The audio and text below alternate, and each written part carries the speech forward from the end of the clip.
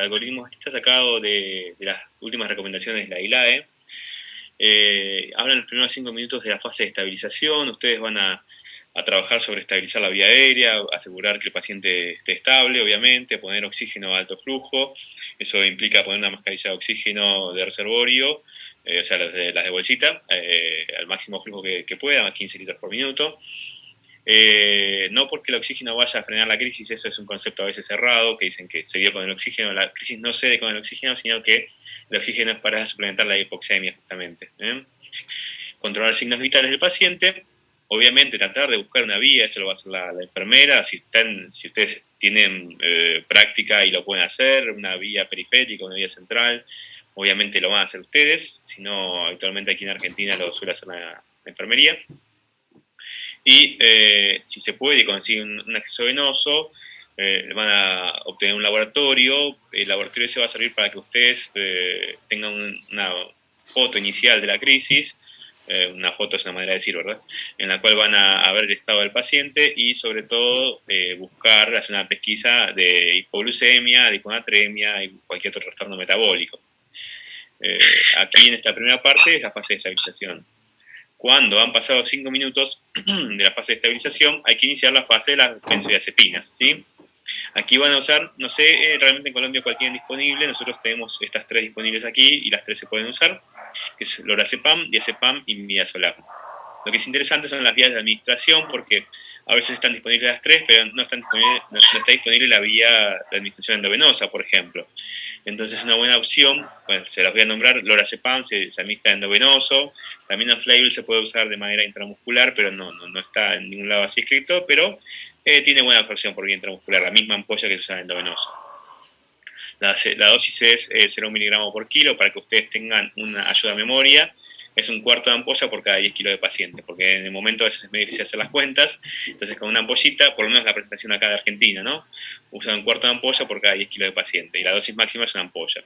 El diazepam lo pueden usar de forma endovenosa, y hay una presentación que es diferente a la ampolla, obviamente, que es interrectal, que es por enema, aquí en Argentina por lo menos, y si no hay vía, a veces puede ser muy útil.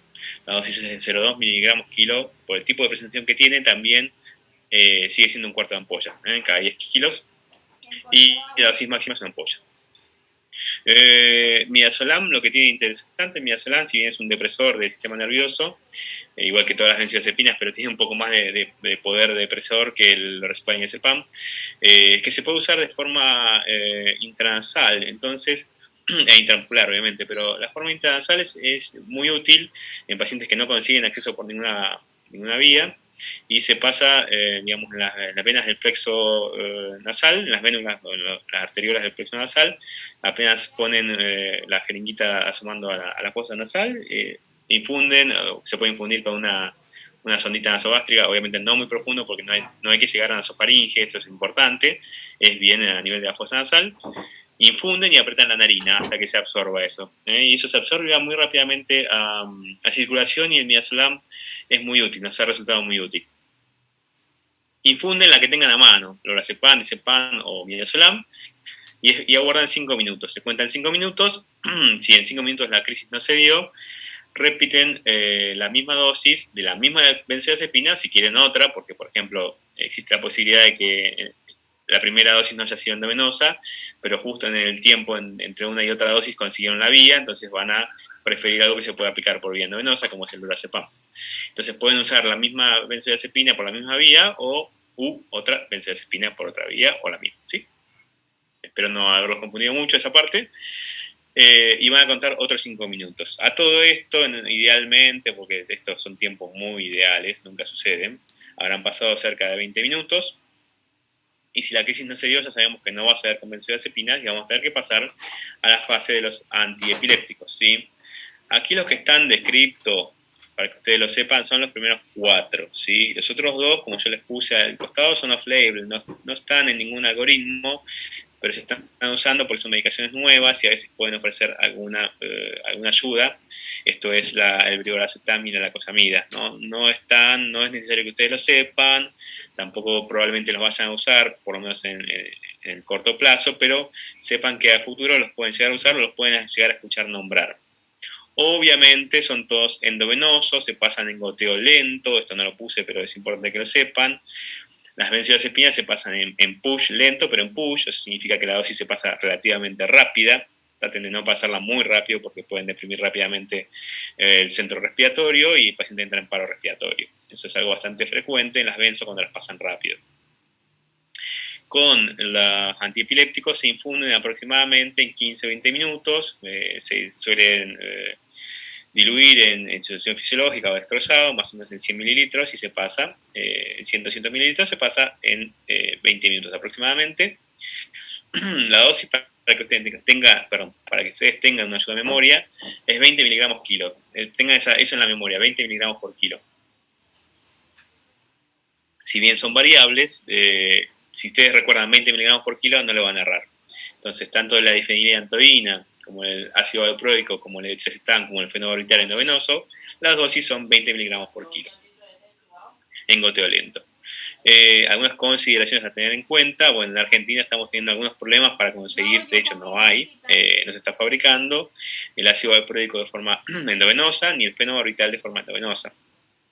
Entonces, lamentablemente, contamos solamente con difenilantoína y levetiracetam para los estatus epilépticos. No sé cómo estará la situación en Colombia, ustedes me dirán, pero si tienen las otras drogas, son útiles también.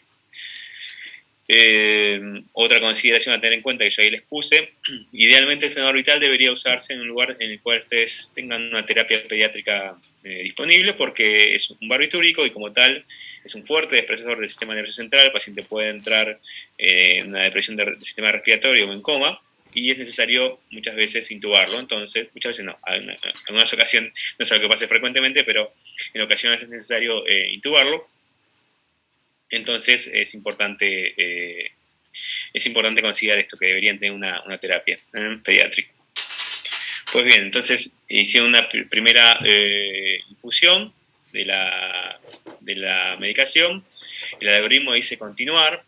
Nosotros habitualmente lo que hacemos en la práctica, porque muchas veces no se consigue que el paciente ingrese rápidamente a la terapia, es pasar una segunda dosis de antiepiléptico de otro diferente,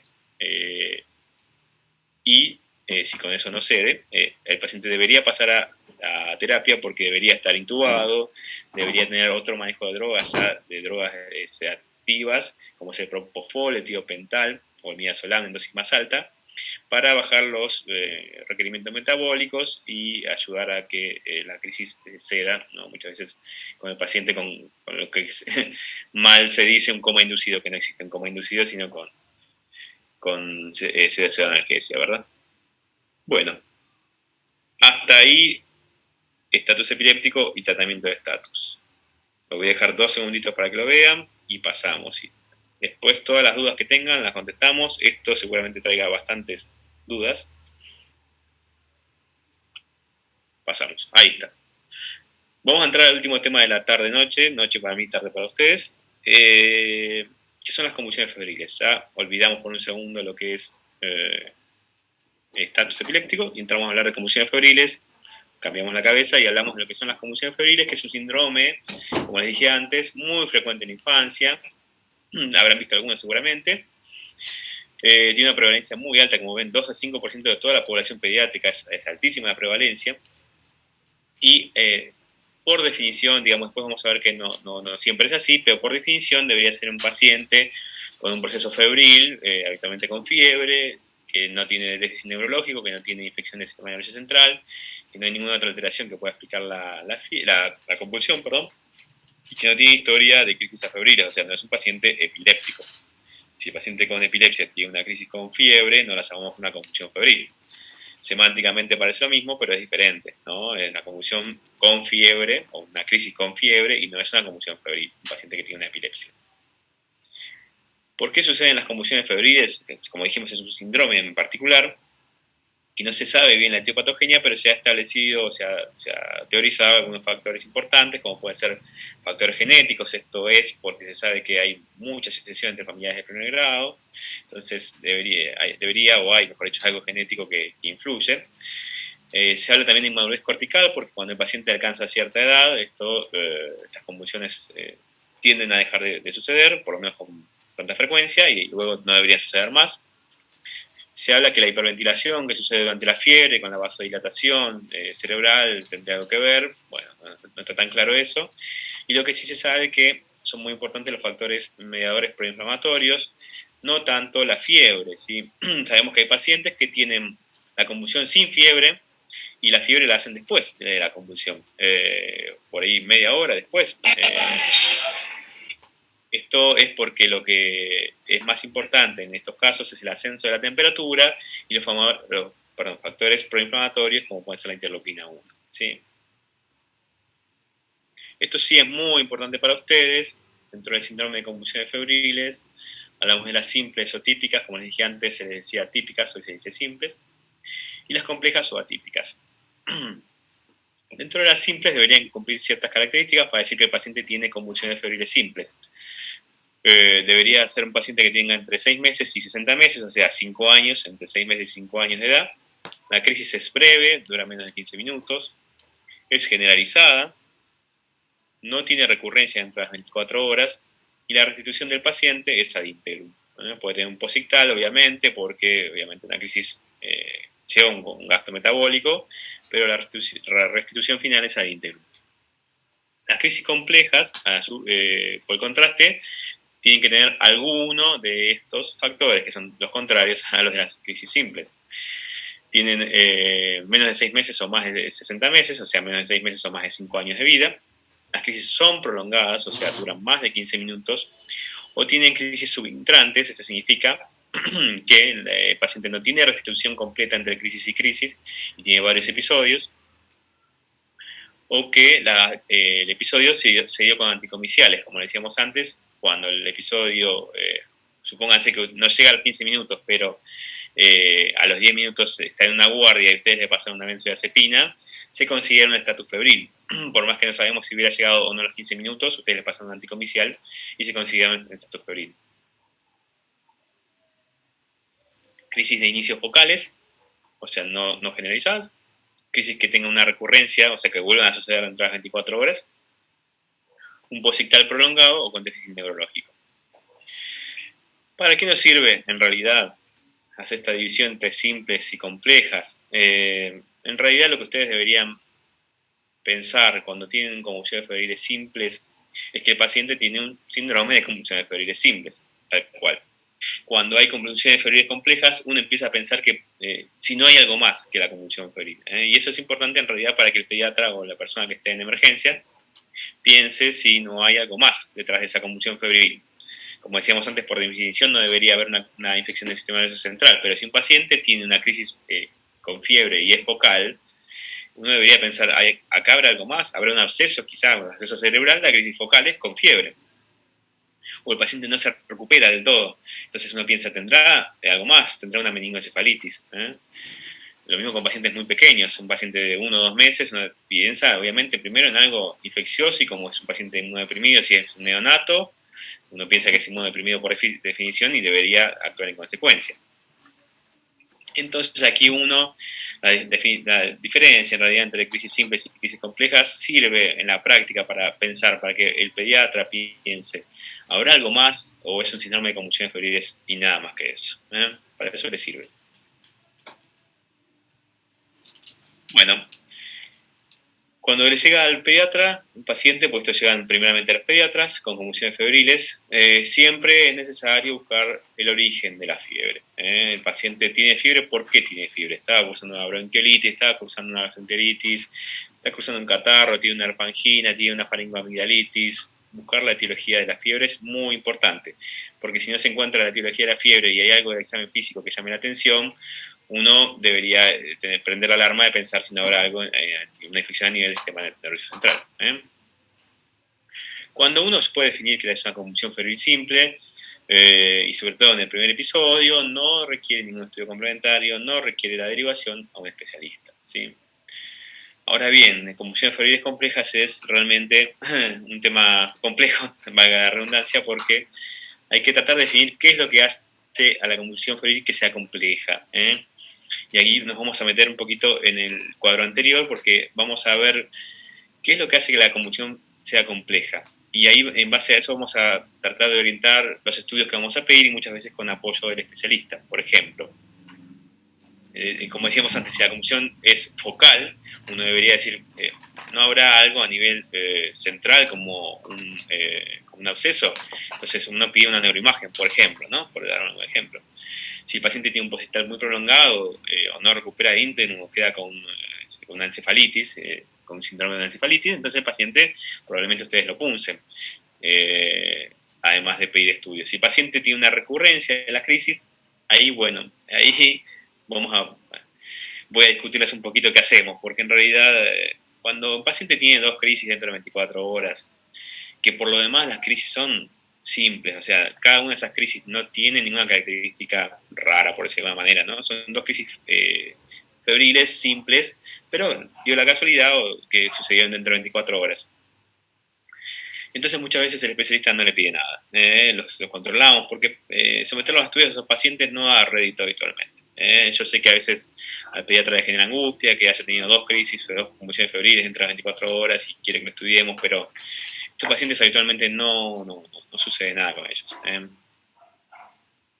Bueno, y así, obviamente, considerando de acuerdo a la clínica qué es lo que hace compleja la crisis, vamos a pensar si le pedimos un laboratorio específico, una neuroimagen, una punción, etcétera, etcétera, etcétera. Muy bien, pasamos al siguiente diapositiva. Tratamiento. Este también es un tema un poco álgido. ¿Cómo vamos a tratar las convulsiones febriles? En principio, como yo les dije, obviamente, si el paciente tiene una convulsión febril simple, no requiere nada más. No requiere que el pediatra lo vea, ver cómo está, se fije cuál es el foco de la fiebre. Y nada más que eso, control pediátrico. Si es un estatus febril, lo que van a hacer es seguir el mismo algoritmo para crisis para estatus epiléptico, el mismo algoritmo para estatus febril, ¿sí?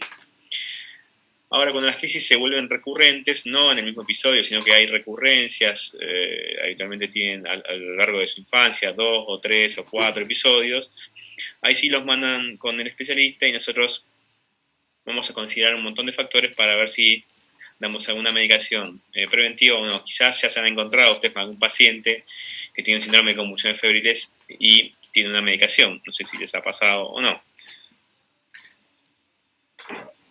Y aquí los tratamientos van a depender de un montón de factores. Yo no se los voy a nombrar en particular. Si ustedes tienen alguna duda al respecto, quieren saber más, me pregunten cuando termine la clase, pero no quiero aburrirlos con esto. Habitualmente podemos usar un tratamiento que es continuo, o sea, una medicación todos los días, como es el ácido valproico o el fenobarbital.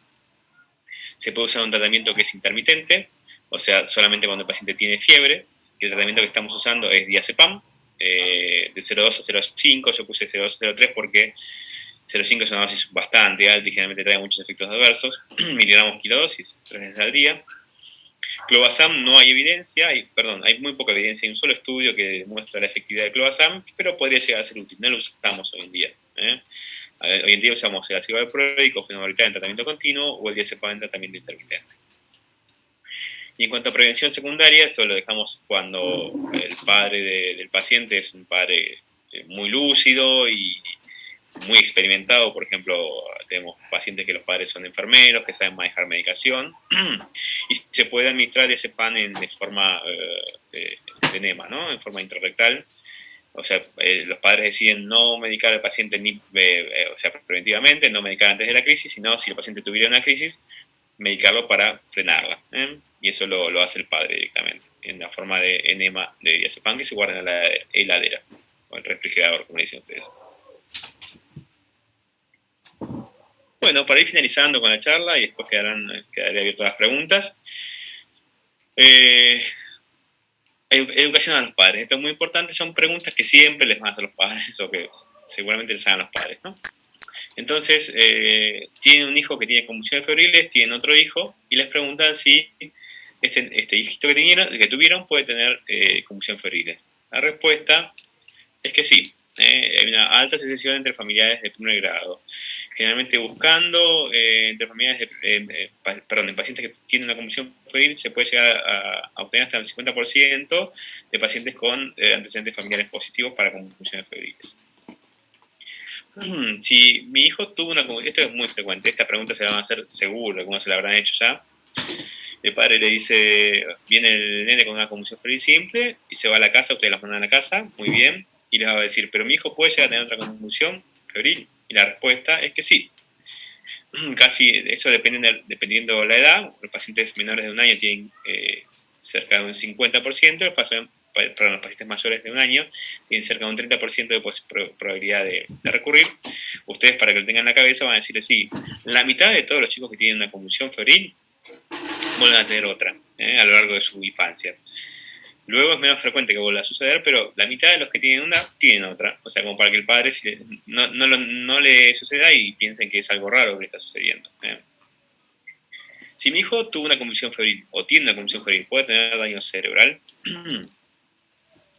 Bueno, esto es controversial, porque si bien ustedes siempre van a hacer hincapié en la benignidad de las convulsiones febriles, es un síndrome benigno en general,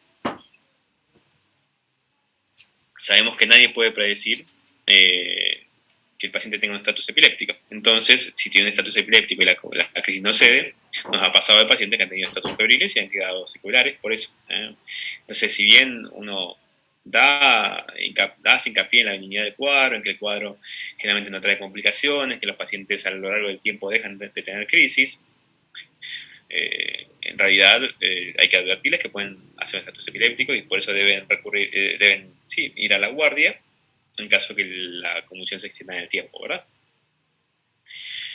Mi hijo tiene convulsiones febriles, ¿puede llegar a tener epilepsia? Bueno, esta es una pregunta frecuente, en realidad es algo controversial. Cuando las crisis son simples, el paciente tiene un síndrome de convulsiones febriles simples, tiene antecedentes familiares de convulsiones febriles simples, en general no hay mayor riesgo, el riesgo es igual de la población en general. Pero algunas cosas sí son importantes tener en cuenta. Cuando el paciente tiene estatus febriles o convulsiones febriles complejas, o tienen alta recurrencia, o hacen crisis con cada fiebre, o hacen crisis con las vacunas, bueno, esto es más de especialista, pero hay algunos síndromes que nosotros conocemos, que inician como convulsiones febriles, y luego progresan hacia una epilepsia. Entonces, debemos tener recaudo en ser terminantes y decir que la probabilidad de epilepsia es la misma que en la población general, porque si bien es cierto, en términos generales, hay casos en particular que debemos guardarnos sabemos que pueden tener mayor frecuencia de tener una epilepsia.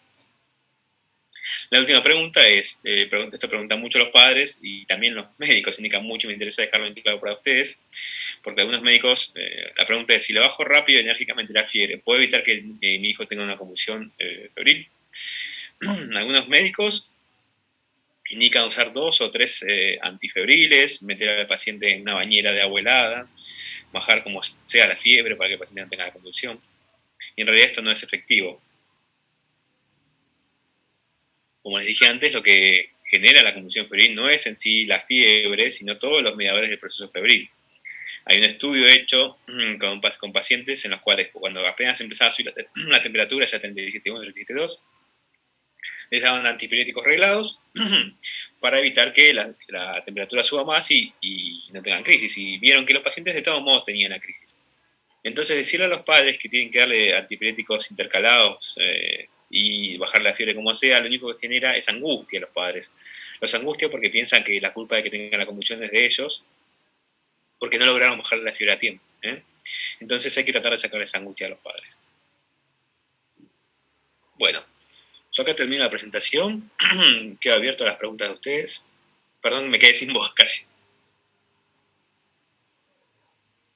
Muchas gracias, doctor Daniel. Excelente presentación como siempre, muy puntual.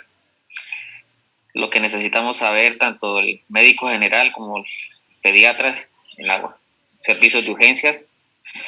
Y bueno, las preguntas que muchas veces y la mayoría de las veces los padres nos hacen, ahí están las respuestas. Entonces, chicos, tienen preguntas, el doctor está abierto, pregunten sin ningún problema, la pregunta que sea, la duda que tengan, adelante. Doctor, una pregunta. Cuando tú hablas de estatus epiléptico, o sea, es la prolongación anormal de la crisis epiléptica, ¿sí? Es que me enredé un poquito, no entendí bien. Sí, sí, fue mucha información, me parece, para una tarde, pero exactamente como dijiste, cuando la crisis anormalmente dura más de 5 minutos, se establece el estatus epiléptico, que originalmente se hablaba de 30 minutos, pero hoy en día se sabe que cuando ya pasa ese tiempo uno, como el paciente no, hay menos probabilidad que regule el cese de la crisis y hay que pasar la medicación. Si llega a nuestra guardia un paciente, ante el servicio de emergencia, un paciente que ya lleva más de 5 minutos con crisis y nosotros le pasamos medicación, lo definimos como estatus epiléptico, porque anormalmente fue prolongada, como bien dijiste, la crisis fue anormalmente prolongada. Si tenemos que hacer una distinción académica de estatus epiléptico, no podríamos decir esa, tendríamos que decir que es el que dura 30 minutos, ¿no? Pero bueno, en la práctica es totalmente inmanejable esperar que un paciente haga 30 minutos de una crisis para definir un estatus epiléptico. Entonces, se define, como bien dijiste, cuando es anormalmente prolongada y requiere muchas veces ese pasaje de medicación para ceder.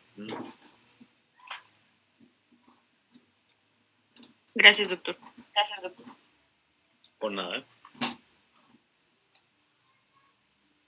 ¿Alguna otra duda, pregunta? Yo tengo una pregunta, doctor. Sí, decime.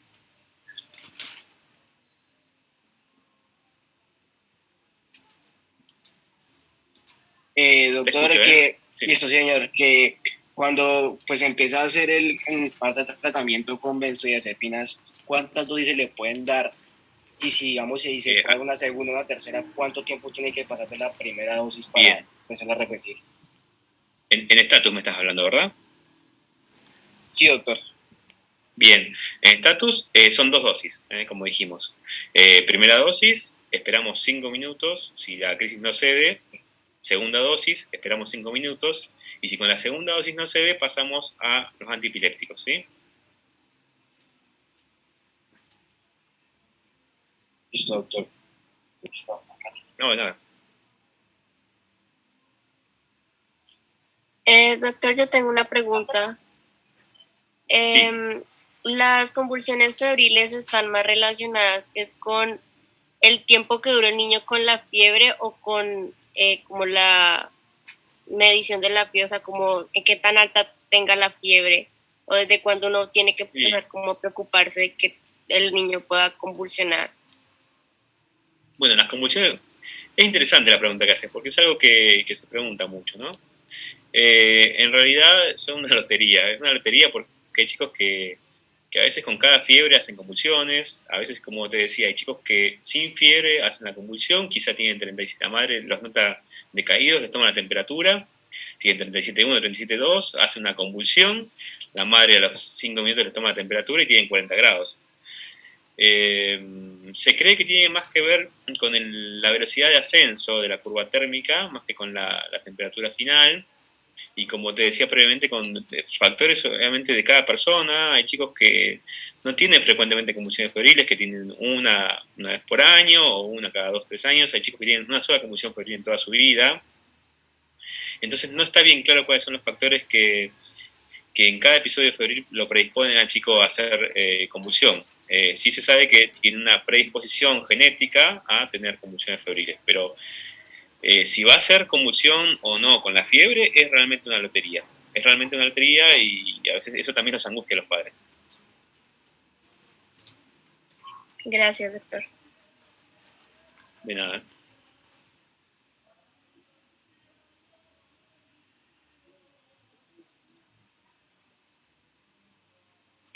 Bueno, chicos, ¿alguien más? ¿Alguna duda? ¿Otra pregunta?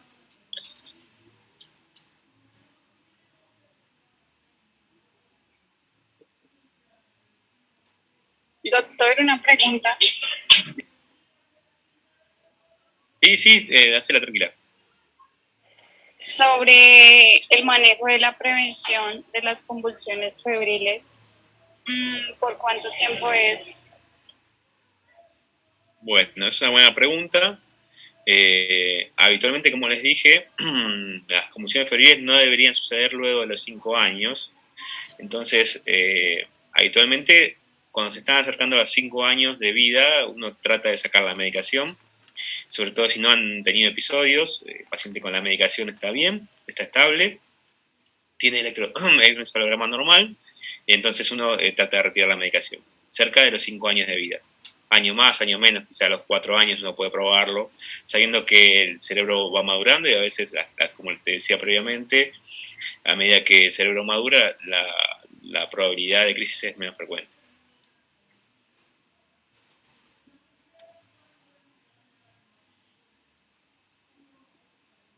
Gracias. De nada.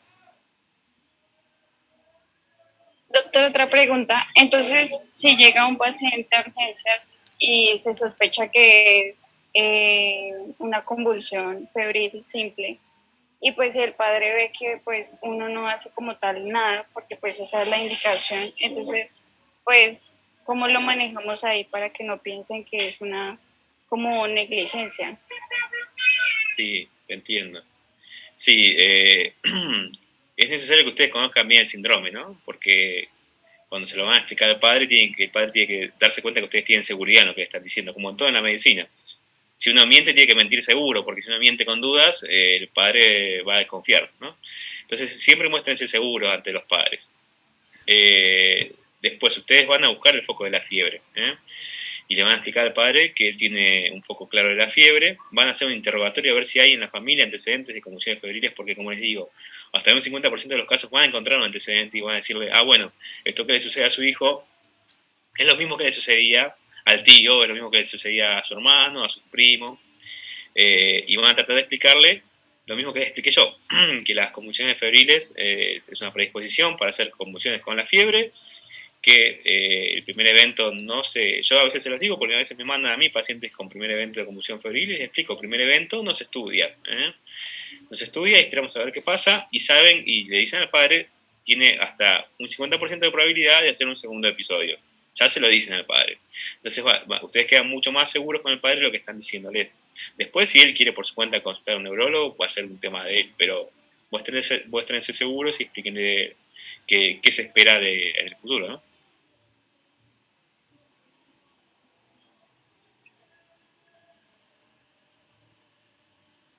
Y siempre descartar el origen de la fiebre. Eso no es que no van a hacer nada, van a descartar que no tenga una meningitis básicamente y le van a decir al padre, mire, su hijo no tiene una infección a nivel del cerebro, se lo van a explicar con palabras fáciles y van a explicarle que su hijo está bien, pero tuvo una convulsión febril por una predisposición que tiene para hacerla así. Bueno, estamos quedando sin tiempo, quedan 3 minutos. Si hay alguna pregunta más, la contestamos.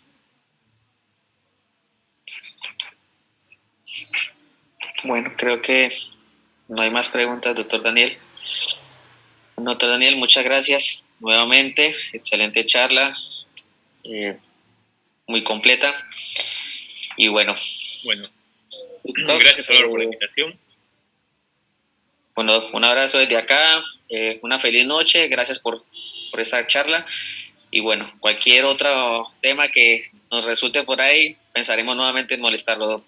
Muchas gracias y una feliz noche. Y una feliz noche para todos.